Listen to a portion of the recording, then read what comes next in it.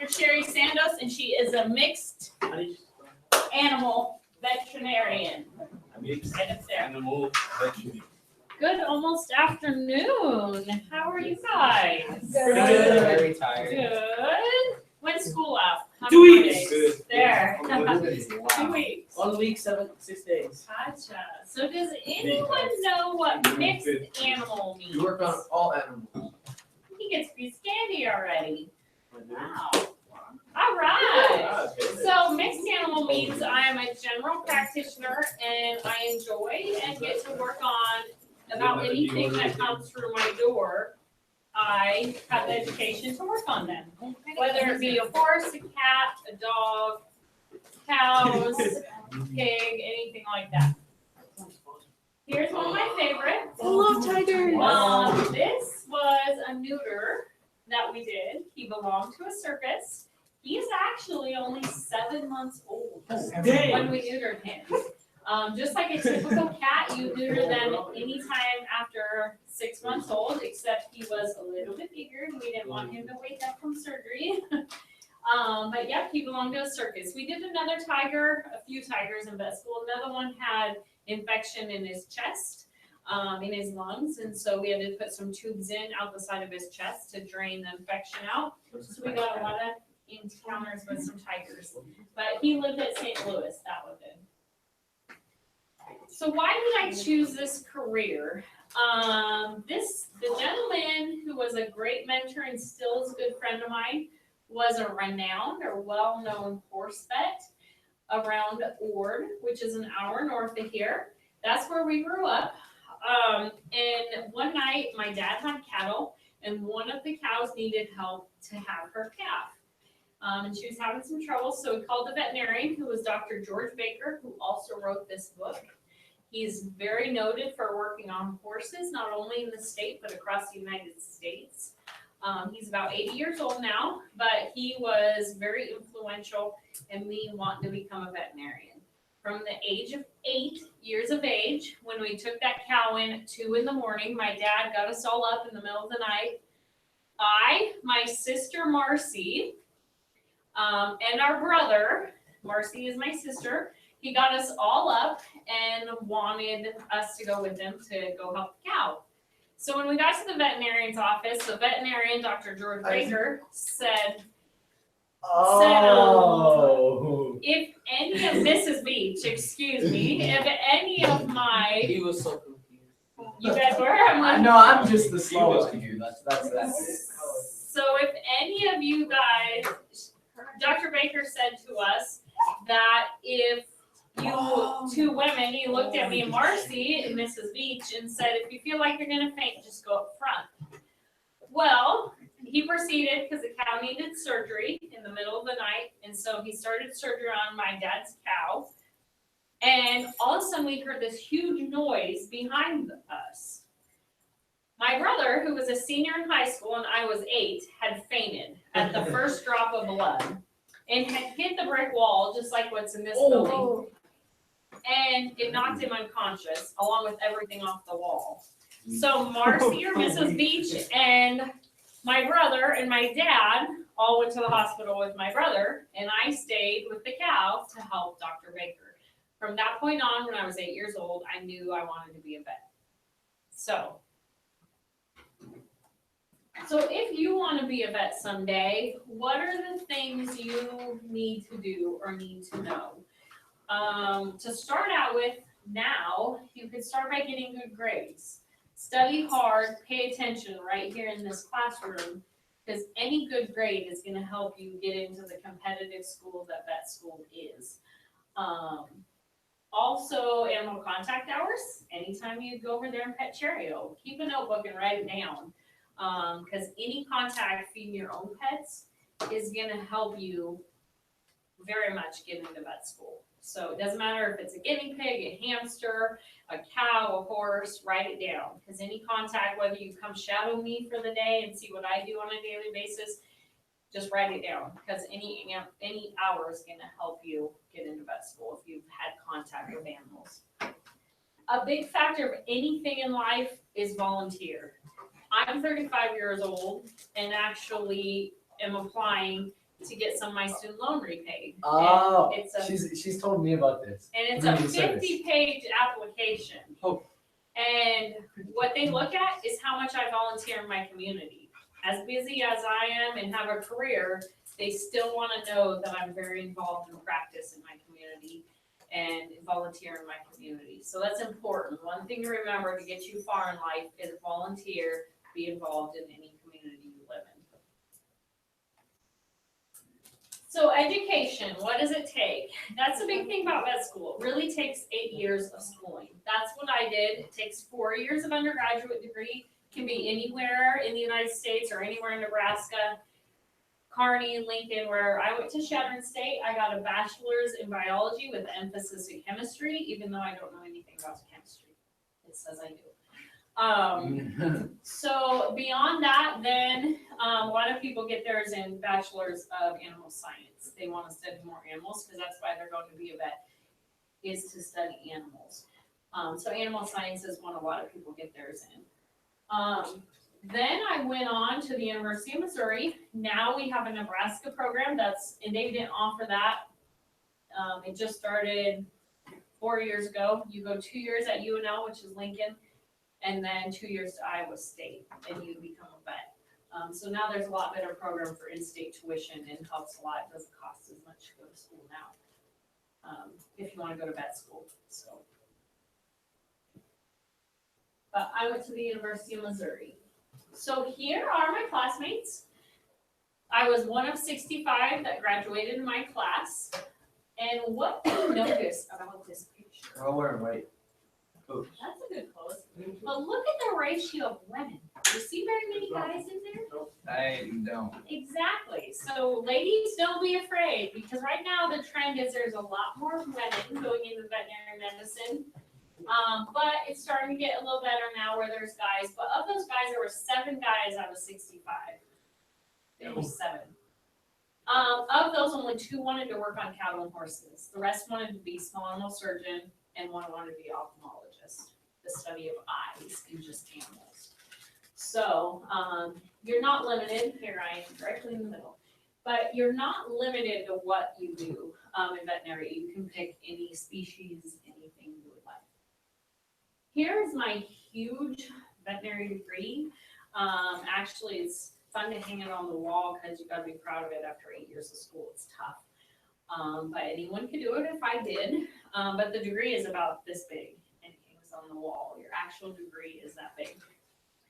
So when you see this in real life, it's pretty big. But that's my actual degree that I got. So if you want to go beyond and practice a certain species, say horses, we call it you specialize in just that one. Or if you want to work on just eyes, or you want to work on just hearts of animals, you can specialize. You do 2 years of an internship, 2 years of residency, and then you have to take a test. But you can say you're board certified or you're specialized. Dr. Bronk, who only works on horses at the racetrack, if any of you have been there, he is board certified in medicine in horses. So we refer for a lot of cases to him specialty for medicine. If you want to be small animal only, there's medicine, surgery, there's so many different things you can go into to specialize. Exotics, you could just be the vet of the zoo. One of my friends is a vet at SeaWorld and only works with the dolphins. Cool. Boys. So she is out there and likes the fish and the dolphins, and that's all she does all day is take care of them and notices when they're sick. If you don't like the animal actual contact, you can do research and just study different diseases of them. So there's a broad topic. Just because you have a doctorate of veterinary medicine, you can do a lot of things. You can teach. Who taught me everything I know about the vet world was a teacher, kind of like Marcy. Every day I had to go to class, just like you guys did for 8 years, and learn just about the vet world, veterinary world. And how many of you guys ate breakfast today? I did. Great food. Drink something. Drink milk. I have 12. Okay. Well, who do you think is going to inspect the lunch that you ate to make sure it's safe to eat? Who do you think inspected your food before you ate it? Before you bought it? Who do you think does? Scientists. a veterinarian.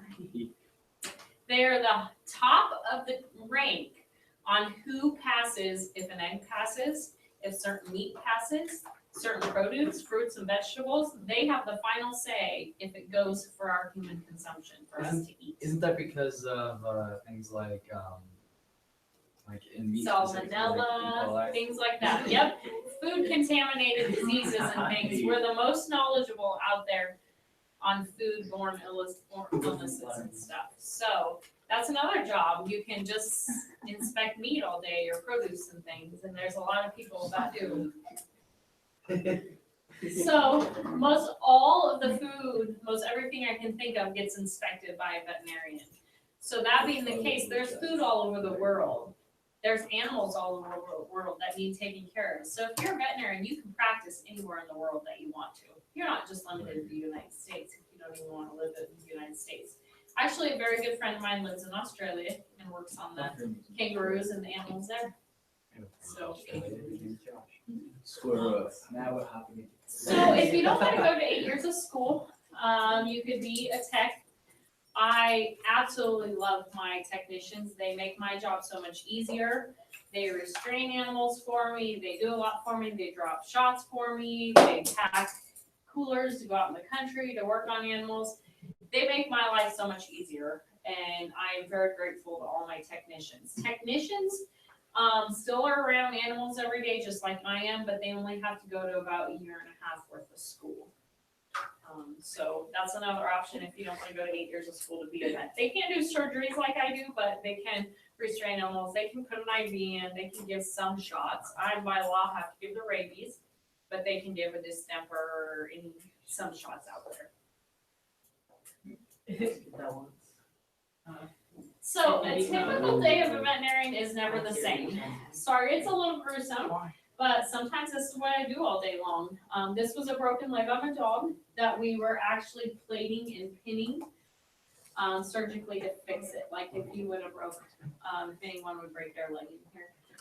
Sometimes we work on emergencies, sometimes it's just routine stuff, preventative care, like we have to get shots at certain ages before we can go to school. Same thing of animals, at certain ages they need certain vaccines to keep them healthy. Some days I just work on cattle. I actually love to do cattle and horses, and that's what I do a lot. I also work on the small animals. Some days I might process or work 400 head of cows in one day.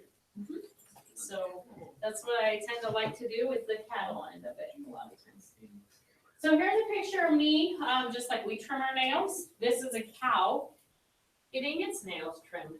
Wow. This cow, however, weighed close to 1,500 pounds. So you can see the chute that I'm restraining this cow with. It's actually a chute she walks into, and then it'll hydraulically tip over, and the bottom drops out.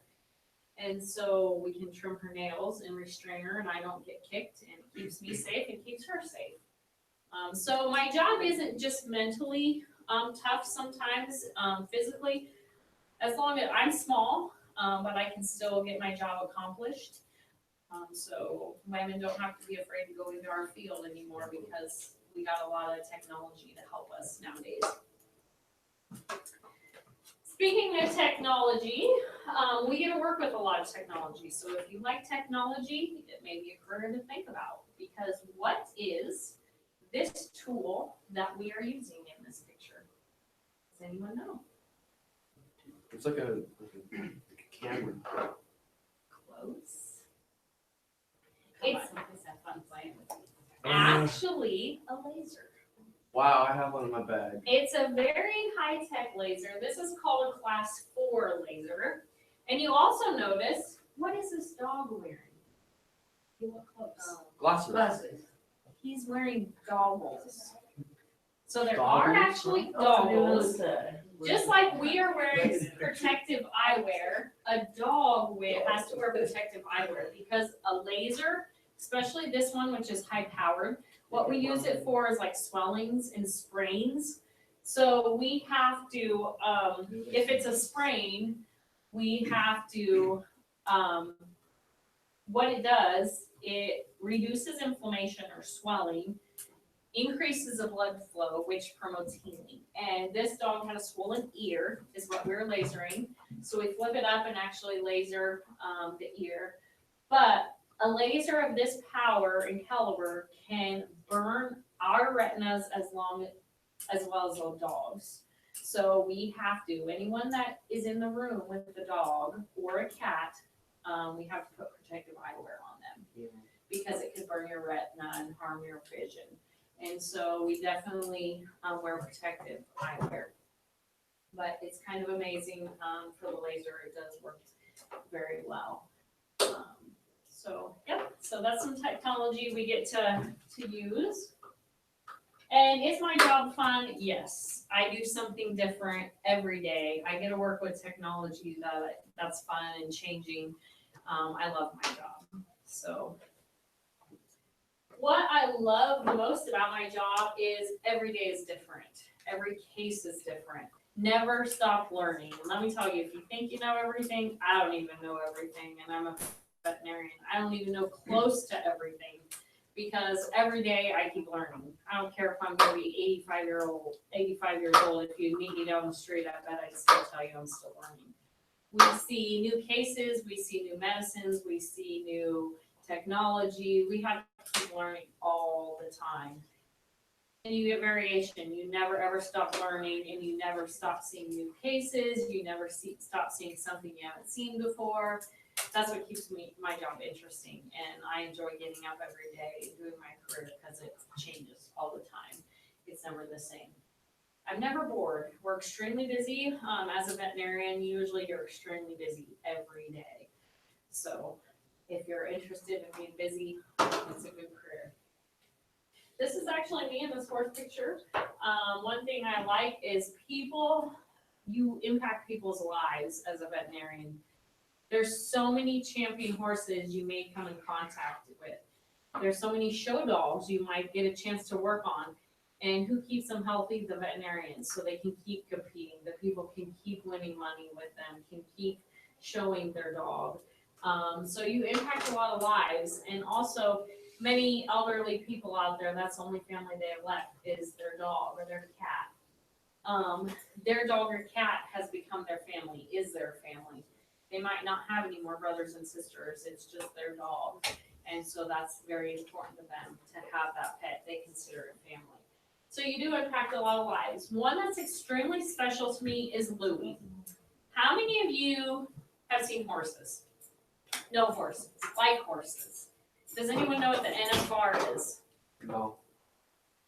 So it's a world champion rodeo in Las Vegas. And only the top competitive horses go there and can make it there.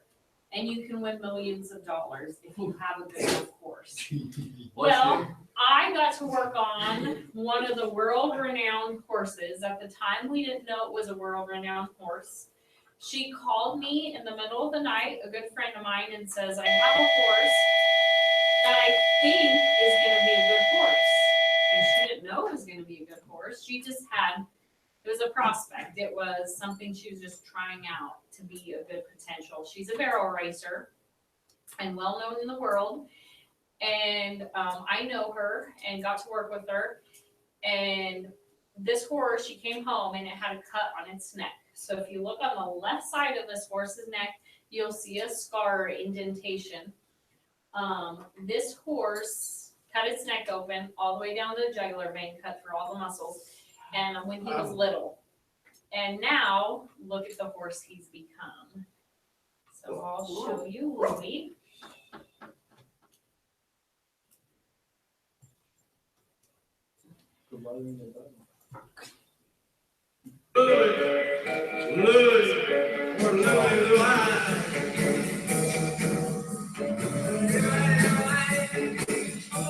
This is a 10-year qualifier.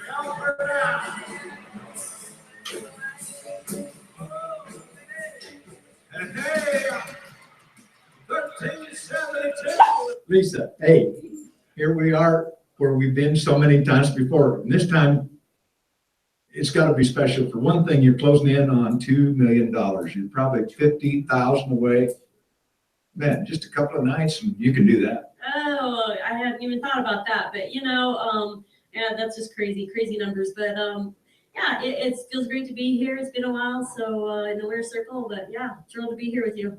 And I'll tell you what, the competition is really, really there. These young kids coming on, have you ever seen anything like this? You know, just the sport in general, it just gets better every year. You know, the race is so tight, it always is, but it's you know, it's crazy to have it be 100ths of a second apart with so many girls each night, and it's awesome. I hope it's fun for the fans as well. It is, for sure. And some of these gals, you know, they get out and go to a whole lot more rodeos than you do. So you kind of cut down the number of rodeos, and yet you made it anyway. Is that for you or for Louie? It's for my family. So yeah, you know, I really didn't start till the 4th of July again this year. So I was a little bit panicked, to say the least, but I knew we had our work cut out for us, and we had an amazing 4th of July and July in general. So yeah, it worked out. And I got to spend the month of June with my kids in high school rodeo and such. Oh, yeah, that's getting pretty important in your family. And then you needed Grady to drive you around on the 4th from, he's right here with you. Well, he's here with me, but let's see, during the 4th, I'm not sure where he and the kids were. They were going to some amateur rodeos, so I was on my own. But They had their own agenda. Okay, Louie, how old is he? Louis 13 this year. 13 and looks strong and good. Fastest time of the rodeo night by 100, something like that. 100, yeah. And getting faster every night. 3 rounds. Last night you placed. Tonight you win. Yeah, you know, and I commend them for the ground conditions that, you know, enabled it to be great. And everybody, I think, handled it well tonight. And whether you're at the top of the ground or the bottom of the ground, that I think there was money won. So that's very exciting to know that you have that opportunity throughout.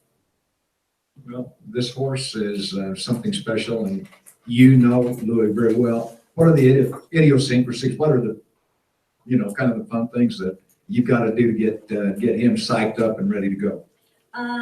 It's more about keeping him quiet and focused on his job. But you know, he's always psyched up, ready to go do his job. You know, he's amazing. He loves his job. So I think that's what helps him do his job as well as he does. And you know, it's just a matter of keeping him happy, healthy, and ready to go each night.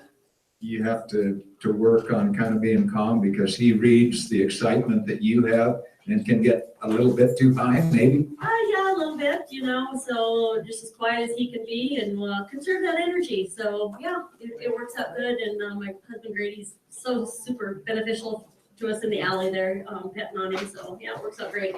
It did, for sure. Lisa, it's good to see you here. Thank you. I've been through, however you say that. Just All click on the thing Your behind dog misses you. here. No, on the other side.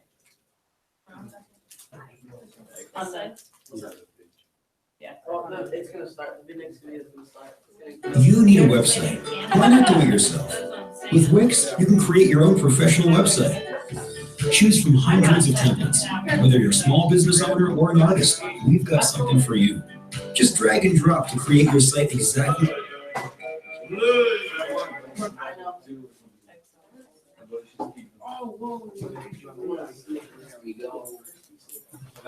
So I like what he said over here. What, during the video, he said 100th of a second. How much is that?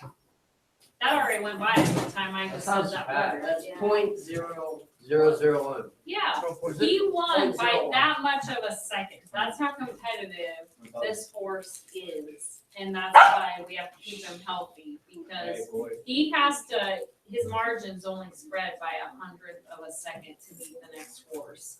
So it tells you how much of a phenomenal horse he is and how fast he can run. So those are some good, there's such a list of how all the good cases that I've worked through and that I've dealt with, and how many patients I admire, and how many dogs and cats I know. It's so funny when I go to the grocery store, because I don't necessarily know the client's name all the time, but I can tell them, that's Catch. They have a dog named Catch. I know their dogs, but I can't always think of their name. But I can definitely know their dog's name, because we get to know them so close. Some challenges of my job, though, is sometimes I'm on call. In some seasons, it can be late hours. And the elements of the weather. If you're a small animal vet, you're inside.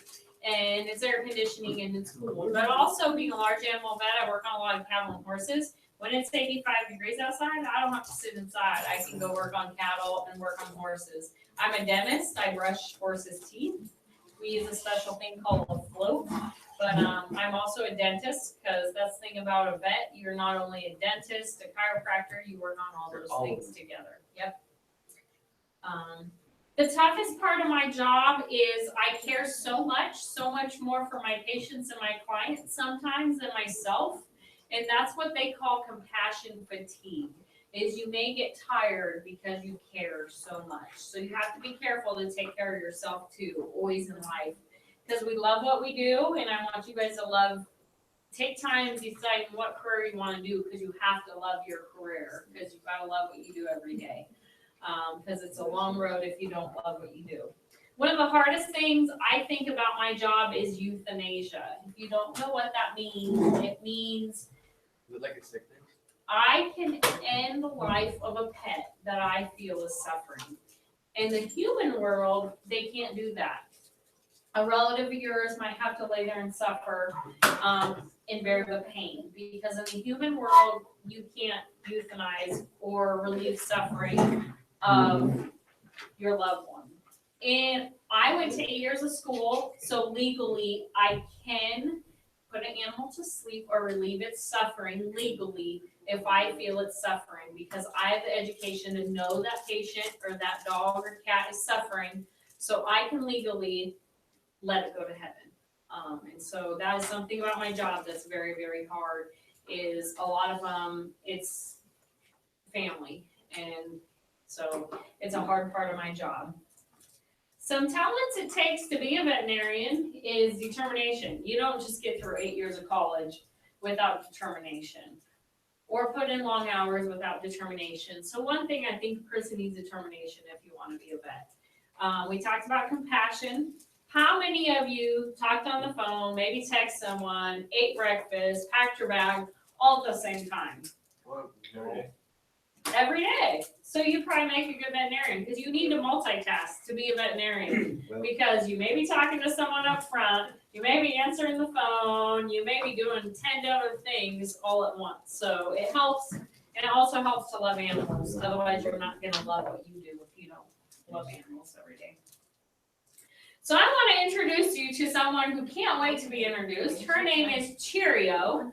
She is probably one of my favorite cases that I worked on. Where's the milk? She is my dog, but she got run over by a pickup. Hit and run? I actually accidentally ran her over with my pickup. Oh, it was you who did it. It was 2 years ago, and I also had to be your vet to take care of her, because I was a veterinarian at the clinic on call. And she broke her pelvis. So you can see right here, Cheerio, and up here, the pelvis is like a box. So if you break one side of the pelvis, there's usually a fracture over here, which we can't see it very well on this view. But that is actually her pelvis that broke. So when you see her go fast sometimes, she'll just hike that left leg up on the back and just run on, and pick it up and just run on 3 legs. Or if you see her going down this hallway, she'll bunny hop and double hop on the back legs instead of run. That's because she did break her pelvis about 2 years ago. But you can see she had a good veterinarian, and she's doing just fine. So, but that is Cheerio, and she don't have any pain now. And one thing about her, we try to just keep her at a healthy weight. That'll keep her from getting arthritis in that pelvis. In her back end. So it's pretty amazing that she's still with us, even though a small dog like that got run over. So, yep. So one question for you guys: what kind of dog is she? Your dog, always. Well, good. He had the technical term back there of a dash hound. No one cares about that. Or weenie dog, of course. So here's the tough question about weenie dogs. What are they bred for? So you have a lab that's bred for hunting. What were weenie dogs bred for back in the day? It was this. Yeah. What? Exactly, you get another piece of candy. What'd he say? What'd you say? You want She that one? burrows in holes. That's hence why she's only this far off the ground. They're noted for burrowing, catching like moles, badgers, and fetching them out of holes back in the day. I wanna be able to do that, girl. That's awesome. Another thing he mentioned that I really like what he said is another thing, if you're gonna be a veterinarian, one, no different breeds of cattle, horses, dogs, cats, because it will help you in diagnosing things and being a better veterinarian. And that's something you can learn now. Because he mentioned something about her in particular versus other dogs is she has a very long back. So when a client calls you on the phone and says, my dog has a lameness in the back end or can't walk very good on its back legs, it will help you diagnose what's wrong with her. Because what's the number one condition? Because each breed has a certain condition or certain diagnosis that they're kind of prone to. What are they prone to? What's the number one condition that they are prone to? Is it paralysis?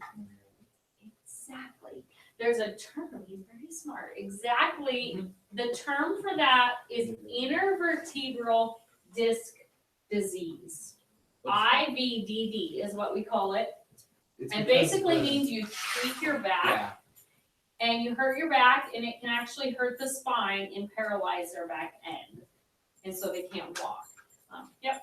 So does that mean you can't carry your dog like a baby? You're not supposed to as much. One thing I do for her, because she actually doesn't know that she's not a good dog, so don't tell her.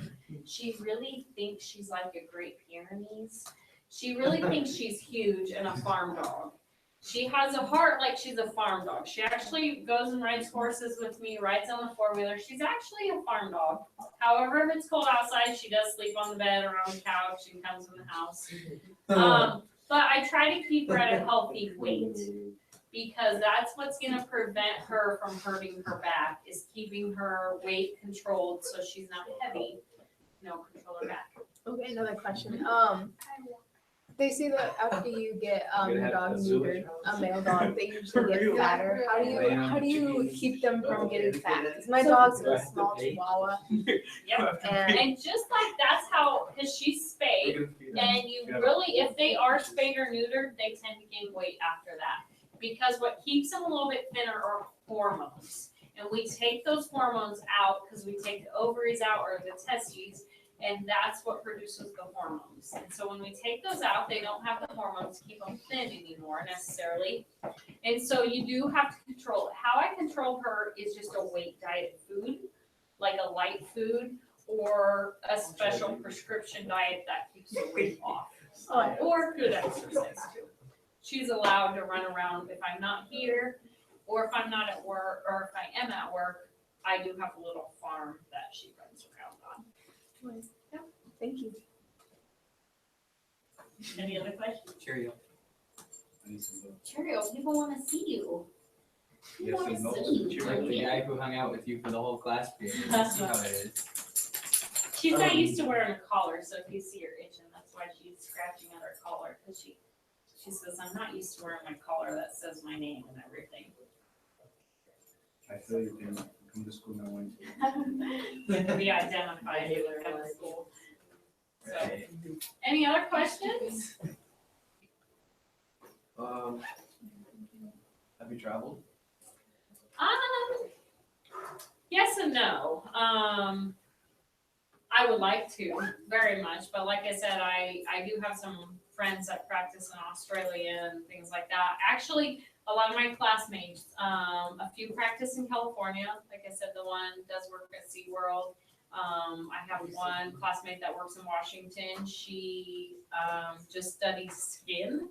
There's a dermatologist. You can be an animal dermatologist and just study skin, and that's what she does. I have a classmate that is a surgeon in St. Louis. I have a classmate that only studies oncology. Do you guys know what oncology is? Isaac, you know. Big word. He's like Isaac. Give him a second, he's about to. I'm also using this time to process.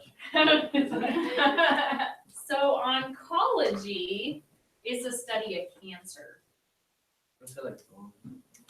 And so there's veterinary oncologists because dogs can get cancer. I actually probably see 5 to 10 patients a week with cancer. And so how long, Cheerio is 6 years old right now. How long do you think her lifespan is? 15 years. 12. It's pretty close. Is it 17? 15 is 12 to 15. I call the word geriatric. Does anyone know what that word means? So It has something to do with death, right? it means kind of close to death. It just means old. So when a client comes to my office, I can't say your dog's old. That wouldn't sound very good. I have to say, Cheerio's working to be a geriatric patient. So she's working on getting old or getting up in age. So there's a lot more health risks and things. But her lifespan is ideally about 12. Small dogs actually live a lot longer than old Big dogs, dogs, yeah. believe it or not. A lot of times labs, about 10 to 12 is a pretty geriatric lab, so a big dog, so yeah. What's that? Because I used to have like all of the average lifespans and stuff. Because I did a report on a dog to get my dad to buy me one. Oh, wow. Failed. But Babe. I got I had like 6 or 7 breeds lined out, and I had a lot of lifespans, and I figured out that with small dogs, it tends to be easier for them to pull up double digit. So how many of you guys have pets? I used to. What's the most interesting pet in the room? Anyone have a lizard?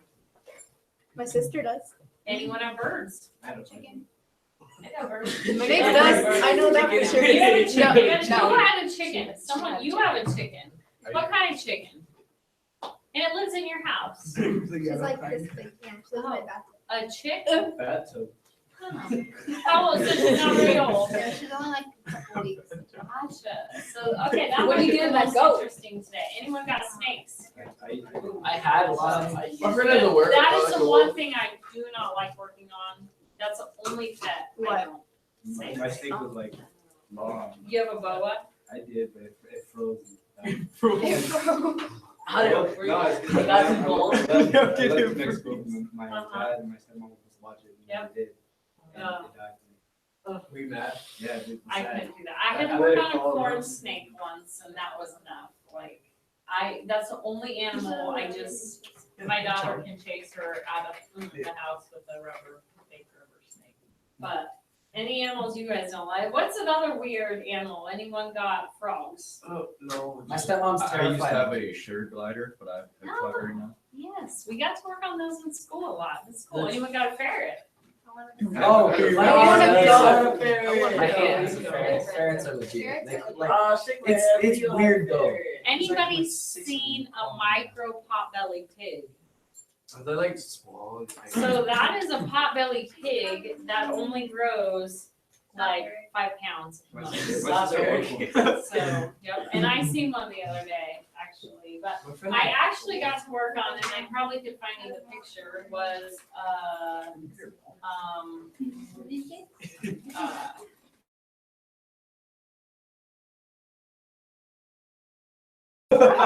we actually can desensitize, which is descent the skunk so they can't spray because people have pets.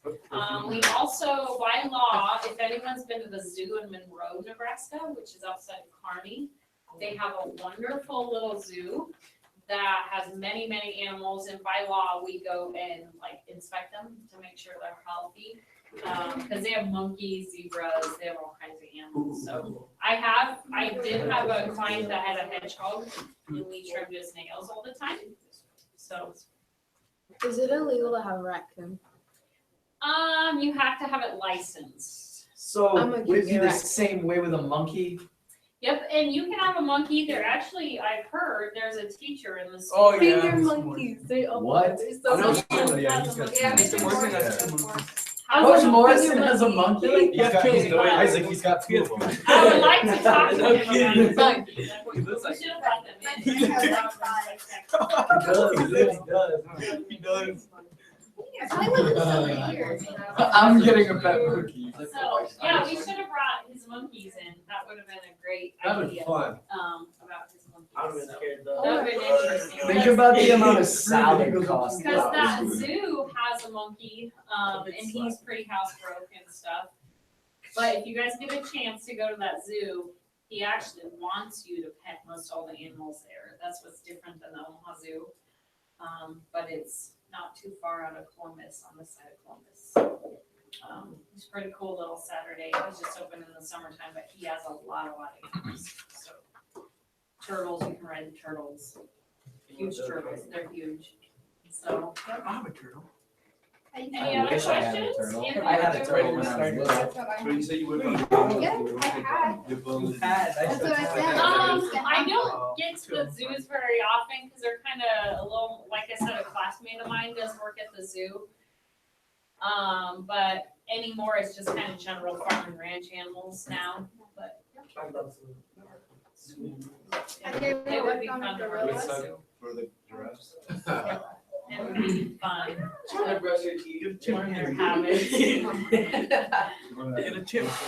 And that is something, you know, if you like medicine, you have to be good to be a veterinarian, because just like, I can't tell Shari to hold still, just like you can tell your kid, or the doctor can tell me, hold still, you know, breathe in when he takes an X-ray of our lungs or whatnot. You can't tell the dog to do that stuff. Shit. Good, but they may not listen. So you have to be pretty knowledgeable, because animals cannot tell you where they hurt. Where you can go into your doctor and say, my knee hurts. Well, dogs can't tell us that, so you gotta know, be able to read animals, so that's what's interesting around our career. When I was little, instead of, well, I started with a pit bull. His name was Sincere, a black man. Uh-huh, And we breeded him with another breed. mm-hmm, And then they're called like the accumulator. yep, And well, two of them died. But all my life I was always raising my two boys. Uh-huh. I know a lot about them. My German Shepherd's fixed.